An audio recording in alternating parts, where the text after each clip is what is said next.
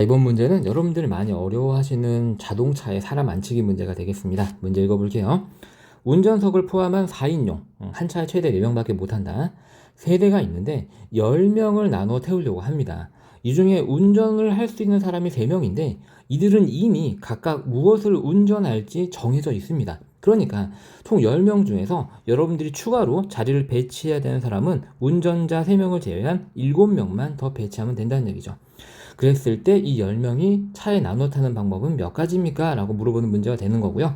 이 문제에서 여러분들 조금 조심해야 될 건 이 부분이죠. 4인용 승용차다. 그리고 그 세대가 모두 똑같다라는 차가 말이 없죠.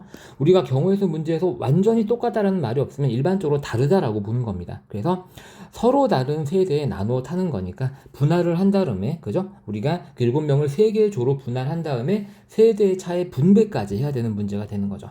그 다음에 이 4인용이라는 거에서 여러분들 좀 조심해야 되는 부분은 뭐냐면 차들이 지금 현재 이렇게 3대가 있단 말이에요. 1개, 2개, 3개. 그런데 이렇게 총 차들은 다 최대 4명을 탈 수 있는데 이미 운전자들이 여기에 타 있어요. 운전자들은 결정이 됐거든요. 그러니까 각 차에 우리가 탈 수 있는 최대 인원은 추가로 3명밖에 안 된다는 얘기예요. 자, 그래서 우리가 먼저 3개 조로 나눌 건데 그럼 당연히 각각 3개 조의 인원을 X, Y, Z라고 했을 때 여러분들 여기서 알아야 되는 건 이걸 다 더하는 게 얼마가 돼야 된다? 나머지 7명이 돼야 된다. 그리고 저기에는 X, Y, Z는 모두 다 최대 3을 넘을 수 없다. 왜? 한 차에 지금 이제 빈자리가 3자리밖에 안 났으니까. 그지? 그래서 이런 경우에는 이제 얘네들이 가질 수 있는 최대 숫자를 기준으로 선생님이 생각을 할게요. 그래서 3개를 더해서 7이 나오는 세수의 조합을 찾을 건데 가장 큰 게 3일 때, 그래서 3이 하나만 있을 때, 자 그러면은 나머지는 2, 2 이렇게 있으면 되겠고요. 3이 2개 있을 땐 3, 3, 1 이렇게 있으면 되고 3, 3개는 당연히 안 되죠. 다 더해서 7이 나와야 되는 거니까. 그 다음에 최대 원소가 2일 때, 최대 숫자가 그럼 2, 2, 3개를 다 더해도 6밖에 안 되기 때문에 이제 더 이상 우리가 생각할 수 있는 수의 조합은 없다라고 예상할 수 있습니다.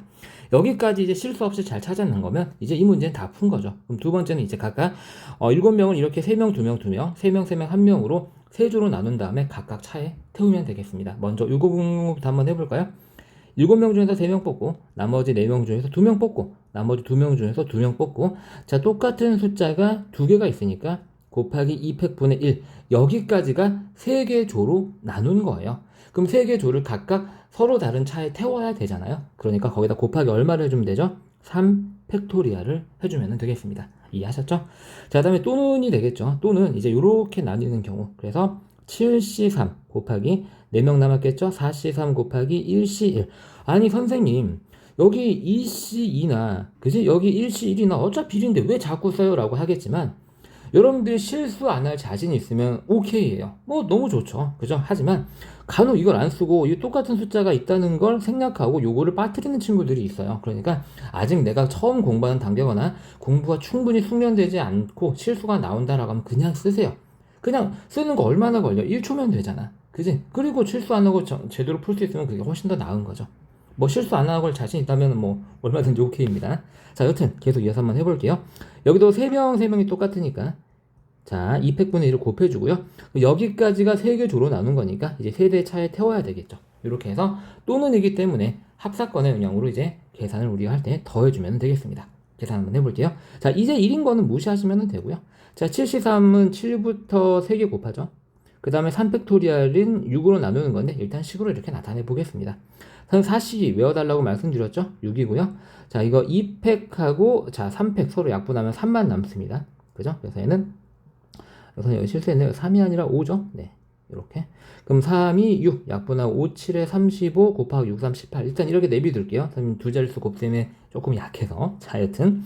자, 73은 우리가 이미 여기서 35인 거 계산해냈고요. 이렇게 쓰면 되겠죠? 자, 43은 4고요.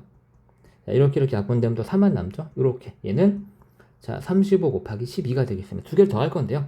35가 18개 있고 35가 12가 있으니까 두 개를 더하게 되면 35로 묶이면서 12 더하기 18 이렇게 하면 되겠죠. 이렇게 분배법칙으로 묶이면서 그죠? 그래서 선생님이 매번 말씀드리지만 곱셈은 두 자릿수나 세 자릿수, 두 자릿수의 곱셈은 계산이 간단하지 않으면 맨 마지막으로 미뤄둬라. 더 간단하게 되는 경우가 태반이다 라는 거죠.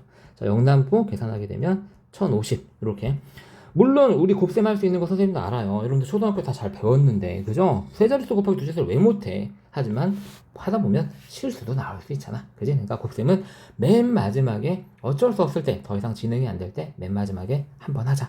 자, 이렇게 해서 조금 어려운 문제 우리 공부해봤습니다.